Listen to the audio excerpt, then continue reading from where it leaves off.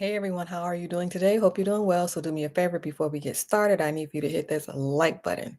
If you're not a subscriber, I need for you to do me a favor, hit the subscribe button and notification bell next to it so that you will not miss the episode. Also, check me out on IG, elevation_mentor. So how are you today? All right, so today we're going to talk about the housing market.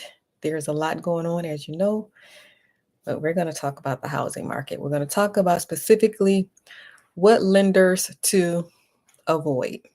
So this is for first-time home buyers, but it can also apply to people who already own property, just as a reminder. So what lenders to avoid? So first and foremost, any lender that's going to ask you for an upfront payment. Okay, so you may find this hard to believe, but there are scams out here, and one of them is asking you for an upfront payment. So you should not be paying any upfront payments to any lenders. And they are out there, believe it or not. All right. Number two, any lender where the interest doesn't make any sense. So, say for example, they're going to charge you a 1% interest. All right. This is also a scam that is out here. So, just to be aware, unless it's coming from a legitimate place like NACA, who does offer lower interest rates, when the interest rate is absolutely makes no sense whatsoever, that should be a red flag. All right. Okay, lenders that will not give you a loan estimate.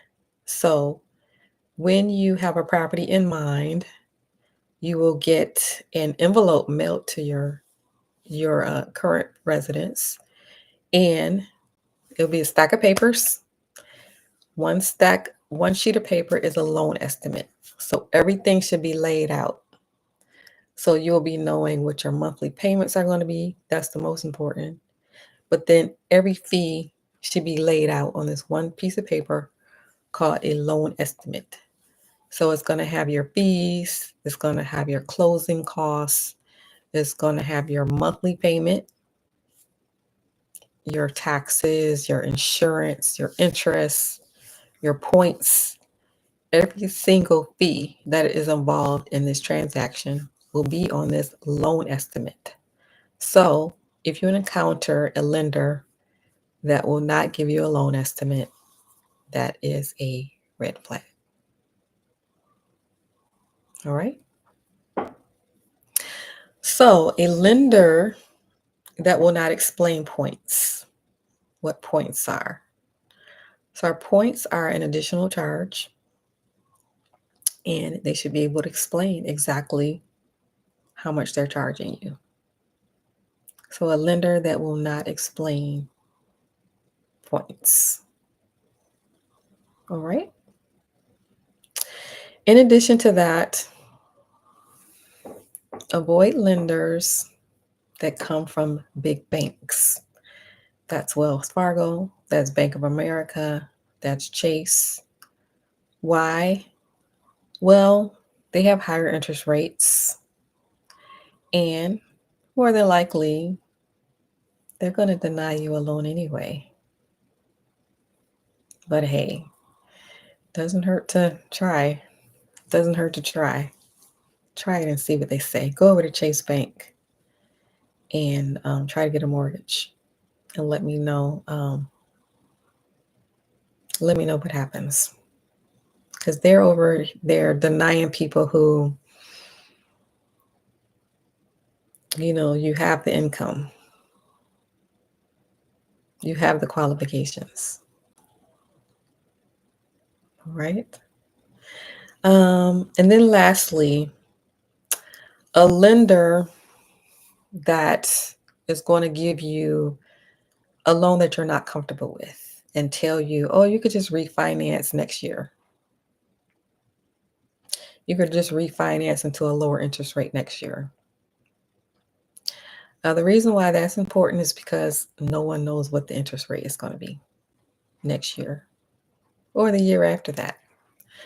So it's important to get something that you are comfortable with now, that you're comfortable paying right now.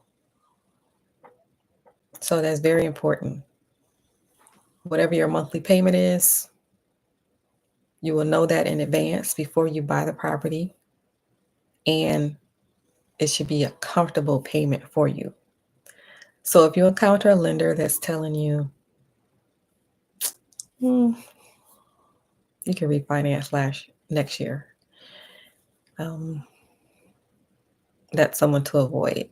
So it has to be affordable to you right now, comfortable to you right now. And when the time comes, you can make that determination later if you decide that you want to refinance or not. All right. So that is it in a nutshell. What lenders to avoid. Now, I do have a very good lender who is very good, who has a very good track record.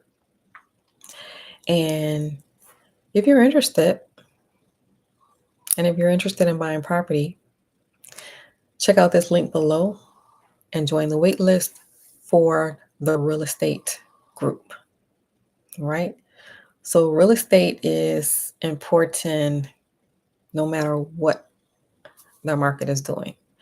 So this is like a steady habit of buying property, year in, year out, buying property. And a lot of people do not include this in their retirement plan. But if you include this in your retirement plan, you're going to be more stable than someone who has not included this in their retirement plan. Real estate provides stability, financial stability. It provides peace because what happens is you have income coming in. You have income coming in. And this income is coming in no matter what's going on in your life. It's coming in if you lost your job.